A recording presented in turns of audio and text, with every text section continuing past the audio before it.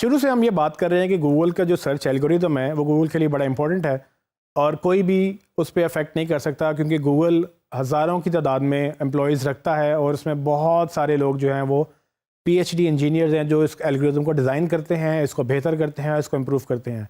उसकी एक ही कोशिश है कि वो किसी भी तरह से किसी को अफेक्ट ना होने दे, क्योंकि अगर किसी को भी गूगल का एल्गोरिदम समझ आ गया तो होगा ये कि वो जो सिर्फ वो चंद लोग जिनको एल्गोरिदम समझ आ गया वो रैंक करना शुरू कर देंगे अपनी वेबसाइट्स को, बाकी लोग पीछे रह जाएंगे।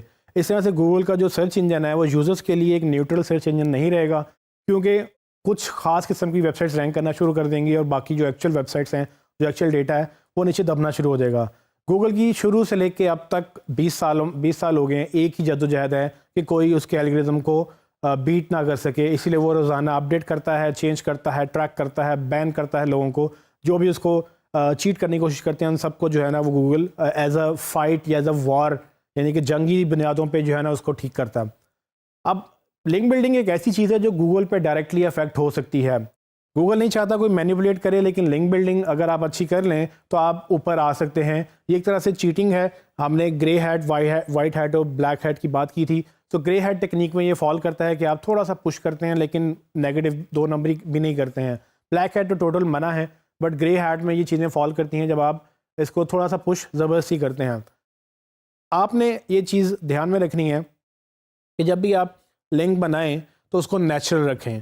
नेचुरल लिंक्स जो हैं बेसिकली वो कैसे हो सकते हैं? नेचुरल लिंक्स बनाने के लिए आपको ये देखना होता है कि आप किसी एक तरह से पैटर्न ना डेवलप करें, क्योंकि गूगल के पास machine learning algorithms, artificial intelligence इतनी पावरफुल हैं, अब तो बहुत ज़्यादा पावरफुल है कि वो ट्रैक कर सकता है कि कौन से लिंक्स नेचुरल वेबसाइट से आ रहे हैं, कौन से लिंक्स आपने ज़बरदस्ती बनाए हैं, या कौन से 2 नंबर लिंक्स उसको लग रहे हैं।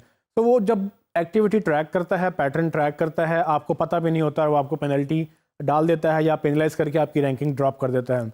कुछ टेक्निक्स में आपको बताने लगा हूँ कि किस तरह से आप अपने आप को नेचुरल रख सकते हैं। आप थोड़ा सा पुश कर रहे हैं, आप थोड़ी सी लिंक बिल्डिंग कर रहे हैं, जो कि गूगल वैसे ही मना करता है क्योंकि उसको लगता है कि आप उसके एल्गोरिदम पे मैनिपुलेट करने की कोशिश कर रहे हैं। लेकिन फिर भी एसईओ में लिंक बिल्डिंग बहुत ज़रूरी है और लिंक बिल्डिंग आपको करते रहना चाहिए। लेकिन एथिकल लिंक बिल्डिंग में कोई मसला नहीं है अगर आपको पता हो कि एथिकल लिंक बिल्डिंग या एक नंबर लिंक बिल्डिंग क्या होती है। एथिकल लिंक बिल्डिंग के लिए आपको मेक श्योर ये करना है कि आप अपने लिंक्स को डाइवर्सिफाई करें। डाइवर्सिफाई का मतलब यह है कि आप सिर्फ एक जगह से एक ही तरीके से एक ही तरह से लिंक्स लेते रहेंगे तो वो आपको पैटर्न ट्रैक हो जाएगा, गूगल उसको पकड़ के आपको बैन कर देगा। आप डाइवर्सिफाई मुख्तलिफ तरह से कर सकते हैं। फॉर एग्जांपल आप मिक्स करें इंटरनल को और एक्सटर्नल लिंक्स को। मतलब यह कि आप जब लिंक कर रहे हो एक पेज से दूसरे पेज के ऊपर, तो सिर्फ ऐसा ना हो कि आप सिर्फ अपने एक्सटर्नल वेबसाइट पे लिंक से फोकस कर रहे हैं और इंटरनल लिंक आपका बिल्कुल ठीक नहीं है। आप अपने इंटरनल लिंक्स भी डेवलप करें। आप एक पेज से दूसरे पेज पे लिंक करें, कॉन्टेक्चुअल लिंक बनाएं। ये हमने वेबसाइट स्ट्रक्चर में और दूसरे टॉपिक्स में हमने जिक्र किया कि कैसे आप एक दूसरे पेजेस को लिंक कर सकते हैं। Google link to link travel करता है। अगर आप सर्विसेज की बात कर रहे हैं तो आप जैसे अबाउट पेज पे जाएंगे तो वहाँ सर्विसेज की बात आई है तो आप वहाँ से वापस सर्विसेज पेज को लिंक करें। अगर आप सर्विसेज पेज पे सिंगल सर्विसेज की बात कर रहे हैं तो आप वहाँ पर उनको लिंक करें। इससे गूगल को पता चलता है कि ये पर्टिकुलर पेज एक सर्टेन कीवर्ड के अगेंस्ट लिंक बार बार हो रहा है, चाहे वो वेबसाइट के अंदर ही है या वो वेबसाइट के बाहर है। तो अगर आप बाहर से एक्सटर्नल लिंक्स, आप इनबाउंड एक्सटर्नल लिंक्स ले रहे हैं तो होगा क्या कि जब आप इनबाउंड लिंक्स लेते हैं दूसरी वेबसाइट से तो आप उन्हीं कीवर्ड्स को यूज़ करते हैं। लेकिन ये ध्यान में रखिएगा कि ये मिक्स करें। अगर आप एक साइड पे रुझान रखेंगे तो गूगल उसको पकड़ लेगा। गूगल को लगेगा कि सिर्फ आपका एक ही तरफ रुझान है, जो कि आप इनबाउंड लिंक्स लेते जा रहे हो, अपने आप लिंक्स बना नहीं रहे हो। दूसरा जो ट्रिक है वो फॉलो और नो फॉलो के लिंक्स को इकट्ठे मतलब बनाना या स्प्रेड आउट करना अपने लिंक्स को फॉलो और नो फॉलो में। हमने जिक्र किया था कि फॉलो लिंक्स मतलब ये कि ऐसे लिंक्स जो गूगल फॉलो कर सकता है, इसको डू फॉलो भी बोलते हैं, लेकिन इन एसेंस इसकी कोई एग्जिस्टेंस नहीं है। अगर एक लिंक बना हुआ है तो वो by default follow he link होता है जब तक कि आप उसको नो फॉलो ना करें।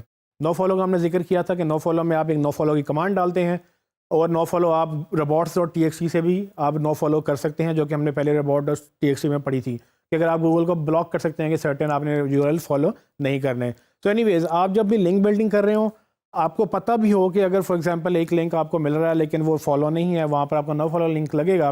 लेकिन अगर आपको लिंक मिल रहा है तो आप उसको ले लें, क्योंकि गूगल ये देखेगा कि हाँ लिंक्स आपके नो फॉलो भी हैं और फॉलो भी हैं। आपको नो फॉलो का क्रेडिट नहीं मिलेगा, आपको उसके रैंकिंग भी नहीं आपकी अप होगी, लेकिन एटलीस्ट गूगल को ये नहीं लगेगा कि आप सिर्फ फॉलो लिंक्स के पीछे भाग रहे हो।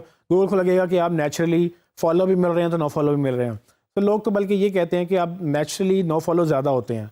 फॉर एग्जांपल अगर आपने 100 लिंक्स लिए हैं, उसमें से अगर आपके 30 फॉलो लिंक्स हैं तो 70 आपके नो फॉलो होने चाहिए। कम से कम 70-80% लिंक्स आप नो फॉलो रखें, ताकि गूगल को लगे कि ये एक्चुअली नेचुरल बिहेवियर है, ये जानबूझ के सिर्फ फॉलो लिंक्स को फॉलो नहीं कर रहा, ये बल्कि जहाँ से भी लिंक मिलते हैं वहाँ से ले लेता है, चाहे वो फॉलो है चाहे नो फॉलो है, हमें परवाह नहीं है। गूगल को जब तक ये एहसास नहीं होगा, गूगल समझेगा कि आप उसके साथ चीटिंग करने की कोशिश कर रहे हैं। तीसरा एक और ट्रिक है कि आप सिर्फ अथॉरिटी वेबसाइट के पीछे ना जाएं। अगर आपको लगता है कि एक ऐसी थोड़ी सी लो अथॉरिटी वेबसाइट है, स्पैम वेबसाइट नहीं होनी चाहिए, बट अगर लो अथॉरिटी है फिर भी अगर लिंक आपको जेन्युइन मिल रहा है, अच्छा लिंक मिल रहा है, आप ले लें। आप वेबसाइट अगर बहुत ज़्यादा क्वालिफाइड नहीं भी है, लिंक तो है, एटलीस्ट गूगल को ये पता होगा कि ये सिर्फ एक ही तरह की वेबसाइट से लिंक नहीं लेते, ये बल्कि जहाँ से भी मिलता है वहाँ से लेते हैं, और हमें कोई भी लिंक कर सकता है, चाहे वो छोटी वेबसाइट है चाहे बड़ी वेबसाइट है। तो आप सिर्फ अमेज़ॉन, एप्पल या दूसरी बड़ी बड़ी वेबसाइट के पीछे मत जाएँ कि भाई आपको किसी तरह से वहाँ से लिंक्स मिले। वैसे तो वहाँ से लिंक शायद मिलना मुश्किल भी हैं, लेकिन आपको एग्जांपल देने के लिए कि इतनी बड़ी वेबसाइट से लिंक्स लेना एक तो आसान नहीं है, और सिर्फ उनसे लिंक्स लेना मे भी आपके लिए प्रॉब्लमेटिक हो जाए। आप जब डाइवर्सिफाई करेंगे मुख्तलिफ लिंक्स कैटेगरीज में, वो चाहे लो क्वालिटी हो और हाई क्वालिटी हो, थोड़े से डिफरेंट कैटेगरीज की वेबसाइट से लिंक्स लेंगे, गूगल समझेगा कि नेचुरल बिहेवियर है, जहाँ जहाँ से लिंक मिल रहे हैं वहाँ से आ रहे हैं, खुद ब खुद आ रहे हैं, हम उसमें कोई रोल प्ले नहीं कर रहे हैं। एक आखिरी ट्रिक जो है वो आप फॉर एग्जांपल ये कि आप अपनी एक्टिविटीज़ भी जो है ना वो भी डाइवर्सिफाई करें। अगर आप खुद से लिंक्स बना रहे हैं, अगर आप सिर्फ सोशल मीडिया वेबसाइट पे सिर्फ प्रेस रिलीज या सिर्फ कोई एक एक्टिविटी कर रहे हैं, वो भी आपके लिए नुकसानदेह हो सकती है। आप अगर एक दिन आपने प्रेस रिलीज किया है तो अगले दिन आप यूट्यूब पे लिंक बना लें, उससे अगले दिन आप विकीपीडिया पे बना लें, उससे अगले दिन आप डिफ्रेंशिएट करें। तो आप रोज़ाना एक ही तरह की डायरेक्टरीज पे काम करते रहेंगे तो वो भी एक नेचुरल बिहेवियर में फॉल नहीं करता। गूगल समझेगा कि आप जानबूझकर लिंक्स को बढ़ाने की कोशिश कर रहे हैं, जो कि एग्जैक्टली उसको चैलेंज करने वाली बात है। आप गूगल को चैलेंज करेंगे, वो आपको चैलेंज करेगा और वो विन करेगा, क्योंकि उसके पास हज़ारों की तादाद में एम्प्लॉयज़ हैं जो सिर्फ इस सर्च इंजन के एल्गोरिथम को बेहतर कर रहे हैं। हमने सिर्फ यूज़ करना है, हमें बहुत सारी बातों का नहीं पता, और हम बजाय इसके गूगल से फ़ाइट करें, हम गूगल को अडॉप्ट करें तो हमारी एसईओ ज़्यादा बेहतर हो जाएगी।